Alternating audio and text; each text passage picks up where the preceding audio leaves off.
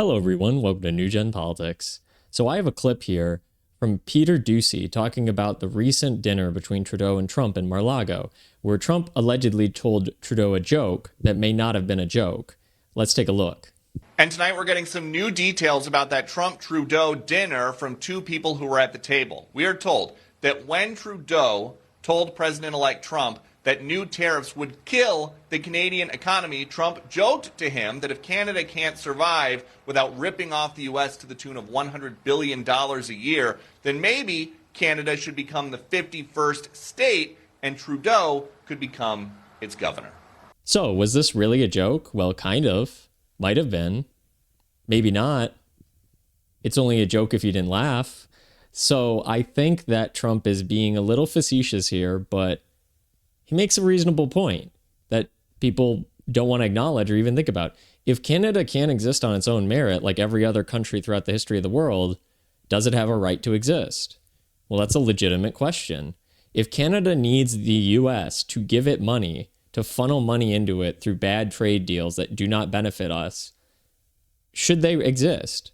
Or should they get absorbed by the United States? This sounds crazy. It's insane, right? How could Canada, an independent nation, be absorbed by another country? I mean, it would be a terribly long and arduous process. It would be complicated. It would cause a lot of division. But how much division would it really cause? There's been several provinces in Canada that have already talked about joining the United States. Provinces like Alberta, who find they have more in common with the United States, policy-wise, culturally, than where Canada is right now and where Canada plans on heading. A lot of people are upset with Trudeau in the current administration, yet they keep electing him. But the people of Canada seem split on where they want their country to go. And a lot of them are realizing our neighbor to the south, the United States, has more in common with us. They'll protect us. They have a better economy. They have better laws. They have freedom of speech. Maybe we should just become part of the U.S. So would this really be that awful an idea? Would it really be that divisive? How many Canadians would love and jump at the opportunity to become part of the United States? Maybe not all of Canada, but maybe some of these provinces actually will. Maybe Trudeau will have to sell off some provinces.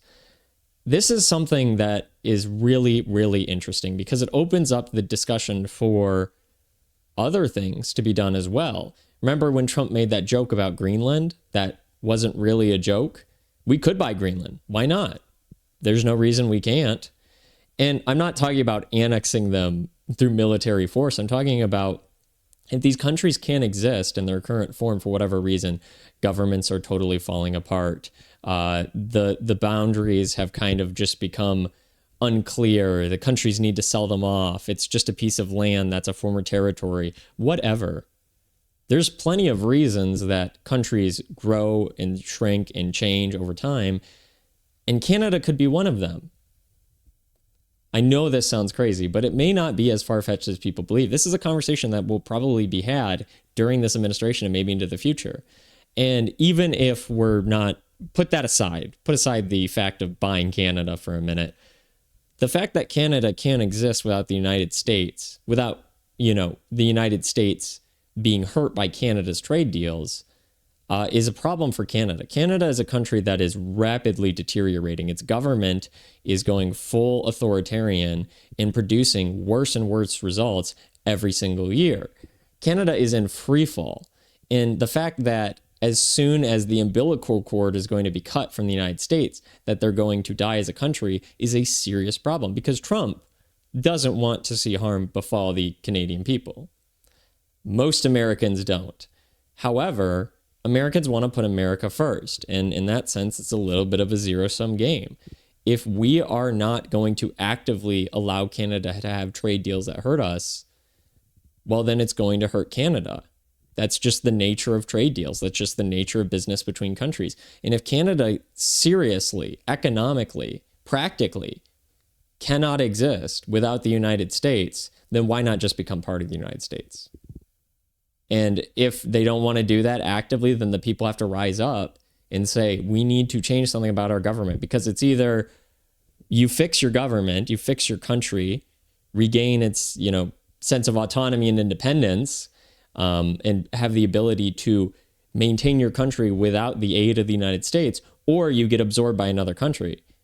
That's just the nature of society, the nature of countries, international relations. That's how things have worked throughout all of human history. For some reason, we have this belief that the world map must stay exactly the way it is because reasons. And that's not how the world works. Things are where they're at right now because they're relatively stable, but everything needs an incentive to function. There has to be an incentivization for America to have a neighbor like Canada. And if Canada is causing us too many problems, then maybe something should be done about it. Maybe we should, because the open border does cause problems there too. Maybe we should add more tariffs. Maybe we should stop giving them money. Maybe we should stop trying to act like we're kind of one country, but not really. And that we need to all work together as a, continent than North America, except for it only works when they want something from us, and when it doesn't, they belittle us and insult us. That's something that doesn't really work for Americans anymore. America first, which is a growing policy on the right, of course, but even on the left, where people on the left want prosperity. Everybody does. And if Canada's ripping us off, it's just a bad business deal. For some reason, politics has been bogged down with all this rhetoric of like, oh, well, they're neighbors and we have to operate this way and we have to help them and it's our obligation. And no, we're a country, they're a country. We're a business, they're a business at the end of the day. And if the trade deal does not benefit us, we're going to cut the contract. Sorry. And that's what Trump is. He's a businessman who's going to perform business deals, which may involve having to change the relationship with Canada in some way. So we'll see what happens here. It's very funny because Trudeau obviously has to go and bend the knee to Trump because he needs to. That's why he went to Mar-a-Lago. He tries to act all tough, but he knows there's no room for him to negotiate. There's nothing he can do. He is totally beholden to Trump in his mercy. Really. That's the whole country of Canada, is they only are allowed to exist at the mercy of the United States, which is kind of a terrifying prospect if you're a Canadian. You should be very concerned about that. Like, you should never want your country to be totally indebted or reliant on another country, because you essentially don't have autonomy then, right? Whatever the other country decides to do, however they change, whatever they demand from you, you'll have to do it because you are totally beholden to them. Your economy is totally reliant on them. Your military is totally relying on them for protection. Your trade is totally reliant on them. Whatever it may be, which Canada mostly among every sector is relying on the United States to some degree, you're going to have to do what the United States says one way or another. And at the end of the day, if the people don't like the current Canadian government and they'd rather join the United States, that's a conversation that's going to need to be had. Why not expand? We haven't expanded the United States in a long, long time. And there's no reason we can't do it today. It's weird that people think it's ridiculous, like when Trump was talking about buying Greenland. Well, why not? Natural resources, more land, stronghold in the Atlantic. Why not buy it? There's no reason not to. So we'll see what happens with these talks. It's fun to dream, right? These are fun things to talk about, hypotheticals, relationships between countries. Will we ever see Canada fully absorbed by the United States? Probably not. Is it fun to talk about? Is it fun to make fun of Canadians? Of course it is. But we'll just have to wait and see. And again, who also has a say in this? Not just the governments of Canada and the government of the United States. The people of Canada have a say in what they want to do. And if they vote to leave and join the United States, and Trump says if you vote to leave, you can join us, that's something that could happen. That is much more reasonable and much more probable. So we'll see what happens over the next 4 years. It'll be interesting as these talks go along.